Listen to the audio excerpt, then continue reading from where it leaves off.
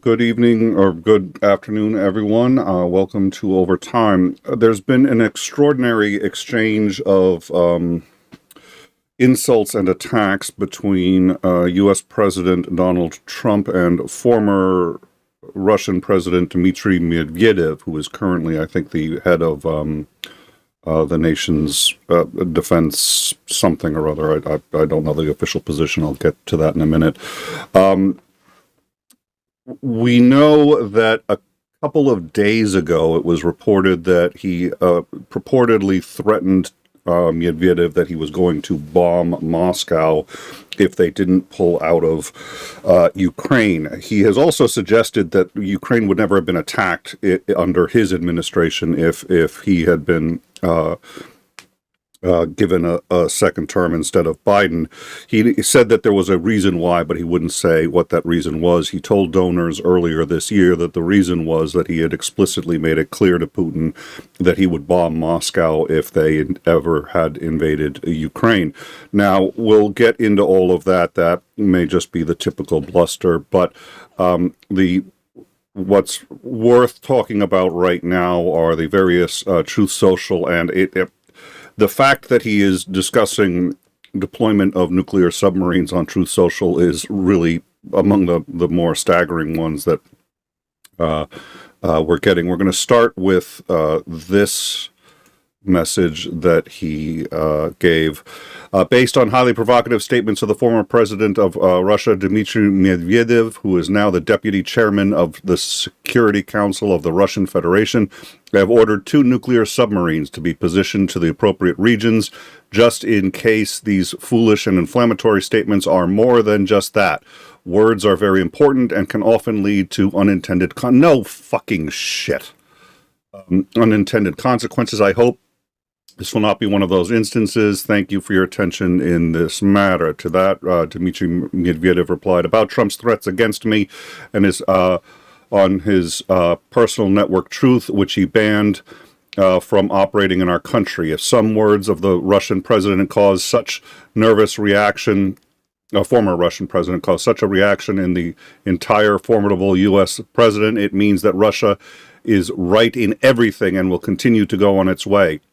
And about the dead economy of India and Russia entering dangerous territory. Well, let me remind his favorite films about The Walking Dead, as well as how dangerous a dead hand that does not exist in nature can be. This has been seen as a reference to basically a dead man's switch, where Russia can retaliate, even can issue a nuclear retaliation, even in such instance where every single man, woman, and child in Russia has been killed.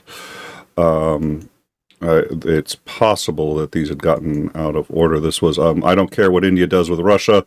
They can take their dead economies down together for all I care. We've done very little business with India. Their tariffs are too high, among the highest in the world. Likewise, Russia and the U.S. does almost no business together. Let's keep it that way and tell Medvedev, the failed former president of Russia, who thinks he's still president, to watch his words. He's entering very dangerous territory. So yeah, I did get these in the wrong order. And then after that one came this one, which is what appears to be a threat to kill every American, and a reminder that even if we were successful in killing every Russian, they would be able to retaliate. The deployment issue is we'll get into that. I have a feeling I know what Commander's going to say about that, but that's why he's here, is to have him say that. Commander, welcome. Thank you very much for joining us. What are your thoughts?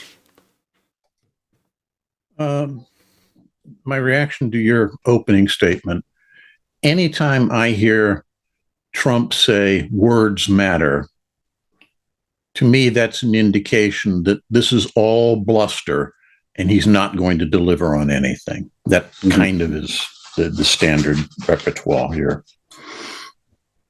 That said, these are very provocative statements. They are honestly alarming.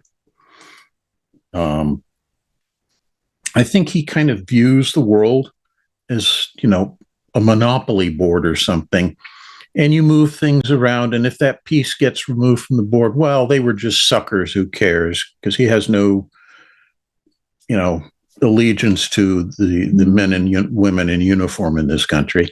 And he's made that clear through lots of statements he's made, and the fact he never shows up at Dover when the remains are being brought back, unlike virtually every president since we started doing that. This is all posturing. And then I think you need to ask yourself, what else is going on right now in his world? Mm-hmm. We need a distraction. How can you do that? You threaten war with Russia. We all know nothing's going to come of it. It's just moving pieces around on the Monopoly board again. But I think, if we want to make people not pay attention to all the Epstein crap that's going down, you threaten war with Russia, you redeploy a few submarines. And the wording there, I think, is something you need to be very careful with. I'm redeploying 2 nuclear submarines. Well, here's the first thing. Every submarine the U.S. has is a nuclear submarine. We don't have conventional subs anymore. So the context is supposed to suggest he's redeploying ballistic nuclear subs, the ones that carry the big city killer missiles. But he didn't say that. He didn't say ballistic missile subs. He said nuclear subs.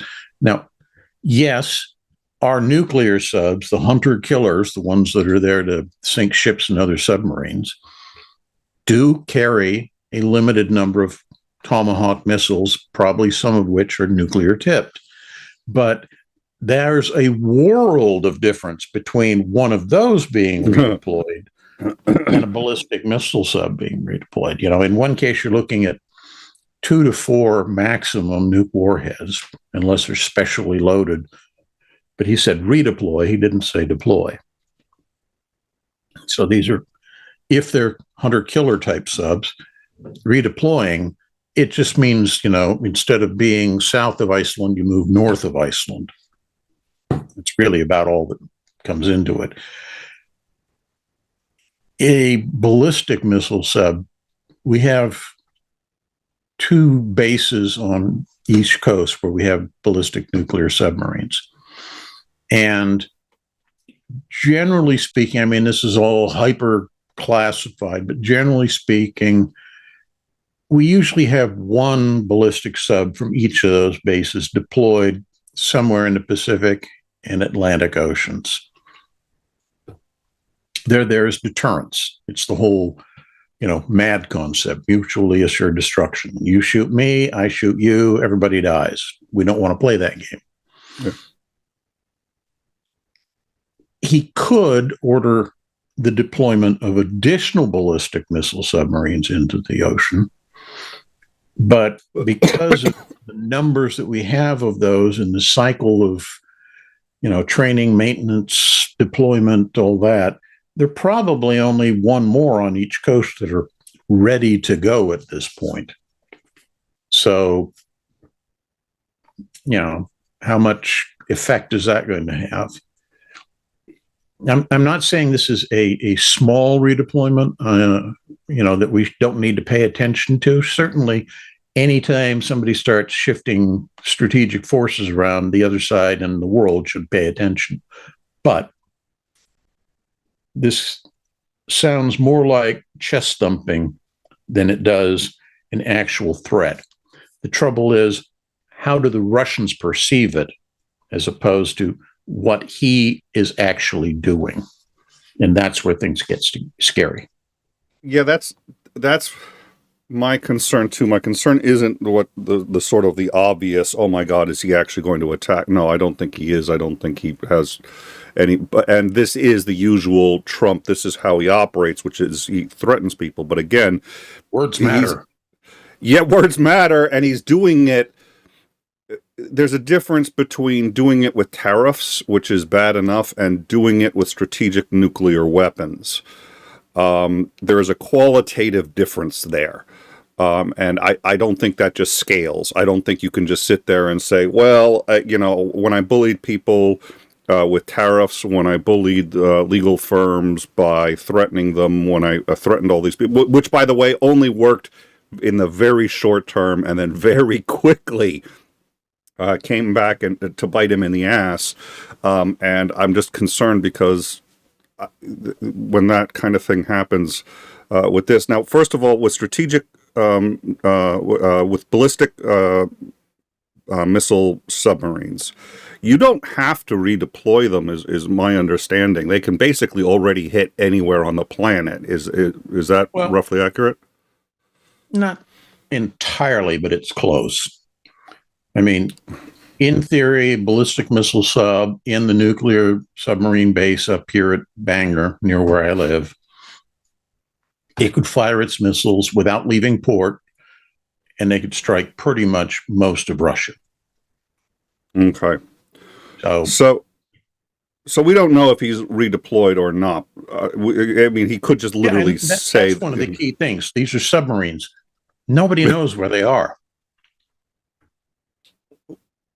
Well, and we've said before, we've talked on occasion how many times we've come close to World War III. And we always try to make this distinction, like when Iran was firing rockets into the green zone in Iraq and killed a U.S. soldier, World War III was trending, and we had to have this long discussion. Yes, every world war starts this way, but every time this happens does not necessarily lead to a world war, and in fact, things like this happen all the time, and we don't get to world war.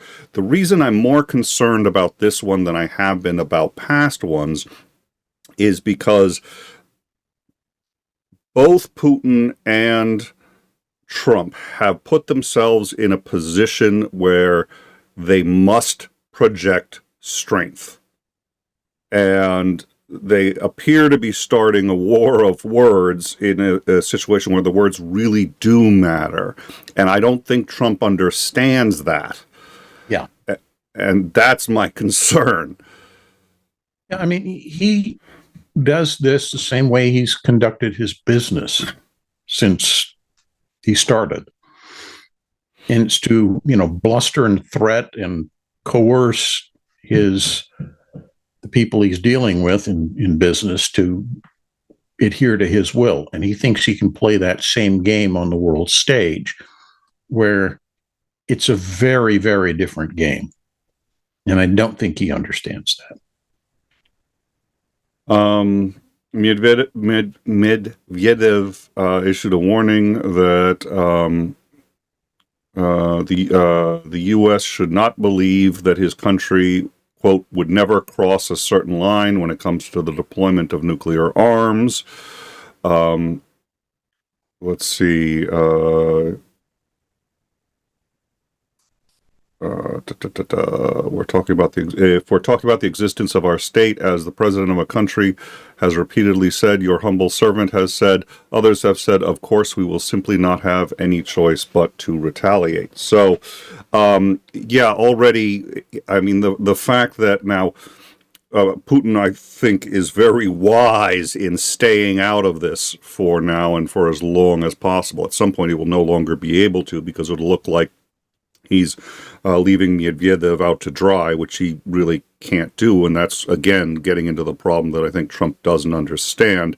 He can keep beating up the underlings only so long before the head boss has to come in, and the head boss isn't going to take a beating the same way. Yeah. Just to sort of put it in mafioso terms, which he seems to understand. The other thing I'm concerned about, we recently had an earthquake, 8.8 on the Richter scale. It struck Russia with a wall of water that was about 14 feet high. But the area that it struck is, if I understand correctly, the only base they have that's capable of resupplying and refueling their strategic nuclear submarines. To the best of your... okay, so that is accurate. So if that base has been either heavily damaged or destroyed, which is currently the theory, I would assume that that would put them very much on the defensive, and they might be concerned that the U.S. is taking this opportunity to instigate because they've lost the ability to refuel and rearm all of their strategic nuclear submarines. Is that plausible? To an extent. So anytime you get a typhoon, a tsunami warning, what have you, at least in the US Navy, we have what's called an emergency sortie plan. So as soon as you find out it's headed your way, you announce an emergency sortie, and every ship in port gets the hell out. There's, it's very carefully sequenced of who goes in what order. It's very, effective to get ships out of port in quick fashion. So let's assume that 14-foot wall of water hit the base in Kamchatka. Okay. The base itself may be severely damaged or destroyed, but the subs are still very much functional there at sea, the ones that could get underway. And that is another question. We know Russian material readiness of much of their equipment is questionable at times. So assume there were 10 ballistic subs in port in Kamchatka. The sortie order is announced. They get underway. Maybe only 5 or 6 actually get underway because the others are all deadline. So who knows? They can take those subs back and put them into, say, Vladivostok, which is another naval port they have in the Pacific. But it's not specially configured to operate on these nuclear submarines. It's for more for conventional ships. So they can resupply those ships. You can't refuel them per se, but it's a nuclear core in a reactor. It can last forever. So they can postpone trying to change out the fuel. Rearming them? No, because the special weapons that they carry to be strategic assets are probably all stored up north in Kamchatka, not down in Vladivostok, and who knows what the state of those magazines are. So the immediate effect is, I won't say minimal, but it's less profound than you might think. But long term, this could definitely have ramifications, particularly because the base up in Kamchatka doesn't have a rail connection with the rest of Russia. Everything that goes in and out of that port comes by sea. So if the port is damaged, it means supplies to rebuild, where are they going to offload them? It takes time to, load everything into little boats and carry it ashore rather than tie up at a pier. So if you assume that significant damage was done to the base, we're looking at a long-term effect that could be years, possibly even a decade or more. So you had mentioned that this obviously would be a good distraction. And we've seen Trump literally trying to make distractions. He's reopened the investigation into Hillary's emails, which, from what I can tell, there's a number of people on the far right who are as tired of those as those on the left. But they're reopening that, and when that didn't, suck all the oxygen out of the room, now we're talking World War III. How much do you think is this just about distracting people from the Epstein issue, and how much of this, he does have a tendency, we've agreed on this, he does seem to genuinely be against war in a way that is a little surprising, but it's a personality trait. He really does seem to try to tamp down wars when he can. And he's said he'd end the Ukraine war. He obviously has failed to do so. For now, he appears to be blaming Russia, which is, I'm delighted, and I think he's correct, but it is a surprise nonetheless. Or do you think dementia, or is he just, he's just pushing around Putin because Something he feels like he can? This. something like this, I don't think is dementia. I think he's doing it with a specific goal in mind. And I think it is distracting from the Epstein crisis. But, it's he thinks he can control the genie in the lamp there. The other side is also rubbing that same lamp. And if both of you rub hard enough, the genie's going to come out. And I don't think he understands that. I don't think he ever views the world in that context. And I think this goes back to some degree to childhood. I suspect he was kind of bullied a lot when he was in that military school. So how do you counter the bully if you can't actually beat him in a physical fight? Well, you bluster and you threaten and, my daddy has more money than yours and I'm going to make sure that your dad's put out of business and et cetera, et cetera, et cetera. I think that's his way of addressing an actual crisis, is to threaten. Because he knows if it actually comes down to fisticuffs, he's going to lose. Translate that into modern context as president of the United States, I still think he's probably thinking in those views of how the world works and how you manage a crisis. It's a one-trick pony.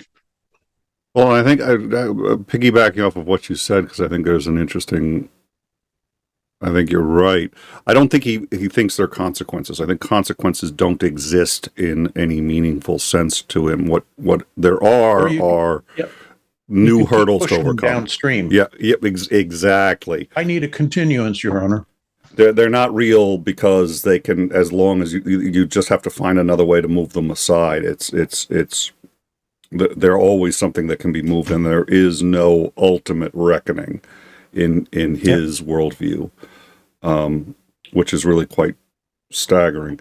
So for those of you just joining us, there has been a war of words between Donald Trump and former President Dmitry Medvedev, and he is also the current, let me see if I can get this correct, deputy chairman of the Security Council of the Russian Federation. Which is effectively Secretary of Defense for equivalency in the U.S. All right, I'm just going to say, I'm just going to say Secretary of Defense going forward. That's a lot easier. They have now both made veiled, at a minimum, threats of nuclear attack on the other.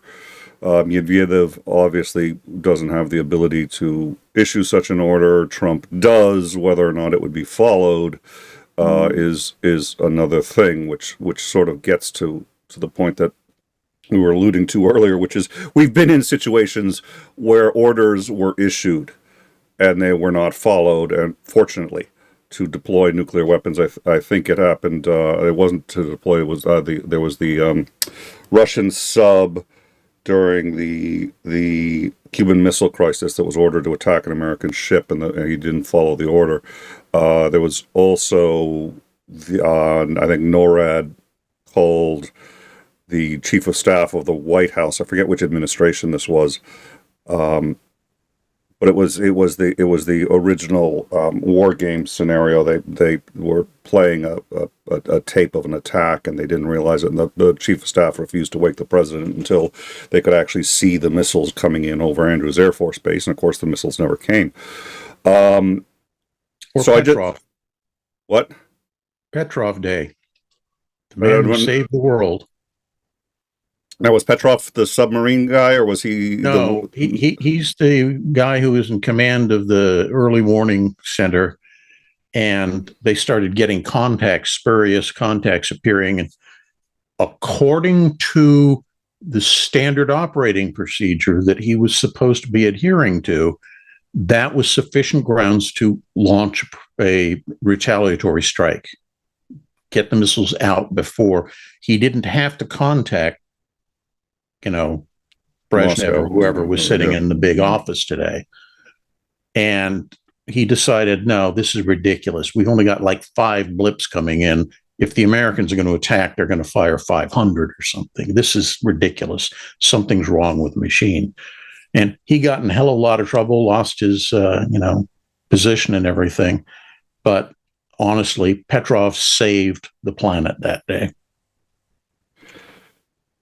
And that's what scares me. That's why you don't. That's why you don't play with the nuclear toys. You can play with the other toys. I don't like him playing with the other toys. He loves his aircraft carriers. He loves his, F-16s, and we have the strongest military in the world. And he loves his new gold-plated Air Force One. If he wants to play with those toys, he can go right ahead. I just don't like him playing with the strategic toys. Strategic level toys it really should be for adults only, in my view. So that's where we're at. We're going to stay on this. I mean,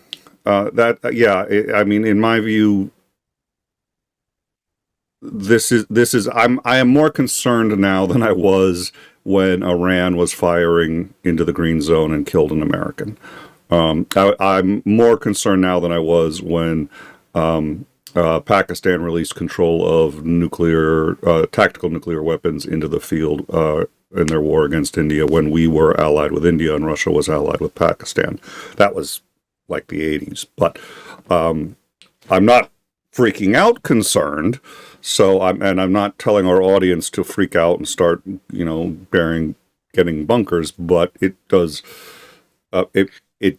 concern me. But then again, as you pointed out, maybe that probably is the whole point, is then we're not going to be talking about Epstein when we're talking about this. So what are your final thoughts before we go?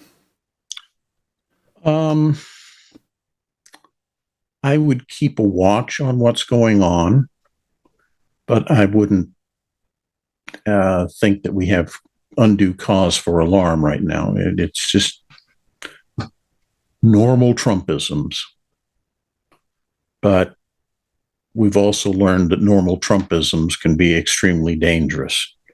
So it's something that bears watching. That would be my opinion. All right. Well, it sounds like we're on the same page. What a shock. So for those of you who would like to keep up with this, join us on the Discord, and we're going to be following this on the Discord. We will go live again if there's anything that we think you need to be made aware of. So make sure you like, subscribe, and hit the bell and set up notifications so you can get breaking news. We did get from Johnny Negregard 22 Norwegian krona. Hello, time travelers. Slava Ukraini, Heroyam Slava. Thank you so much for your support. It really does make this show possible. All the community support. Thank you. And Blonde Bombsheller gifted us 10 memberships. Once again, just another Blonde Bombsheller's regular gifting of 10 memberships really does help us out. Thank you very much for that. And like I said, we're going to stay on top of this, obviously, in the Discord, and we will go to breaking if anything new should happen. And if you want to support the channel, you can become a member. You can support us on the Patreon. Yes, sir. Just remember, it's Friday. Yes, it is. It's take out the trash day for the news. Yes, it's close the news cycle up day. That's right, because words matter. Timing matters too. Yeah, everybody's gonna. Well, and Ghislaine Maxwell was transferred today. You'll find this on our Discord too. From Florida to Texas. Yep. Yeah. And I was in. What about that?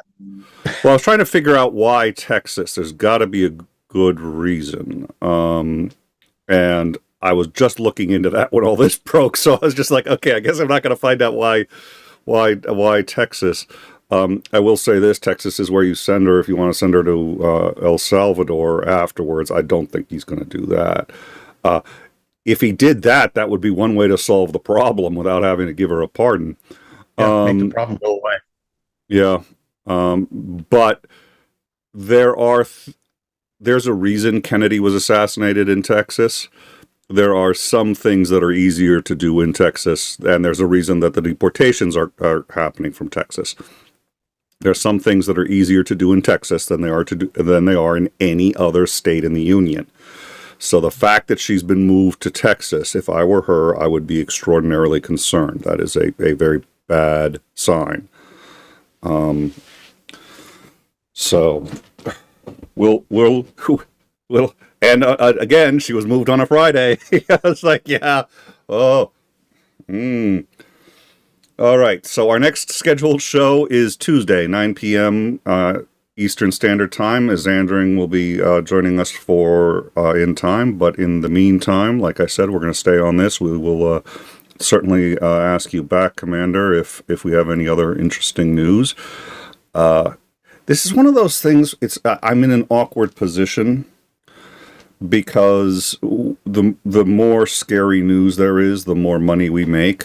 But I genuinely don't want to. It's like I don't want to. So it just puts me in an awkward position where I'm like, I'm hoping nothing happens. But hey, if something happens, people are going to watch and we get revenue.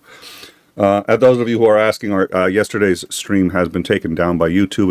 It was not just a copyright strike; it was a complete copyright block. It has not affected the channel negatively in as much as we can still stream, but the show is down. We are in the process of editing it, and it should be back up shortly for those of you who want to see. I thought it was a great show, and I'm glad that it's not. We record these anyway, but it was a good downtime with Commander and I. So thank you all for joining us, and we will see you, barring anything unusual happening. We will see you all Tuesday night, 9 p.m. Eastern. I may do a show on Monday, too, just to say hi. Have a good one, all. Thank you for joining us.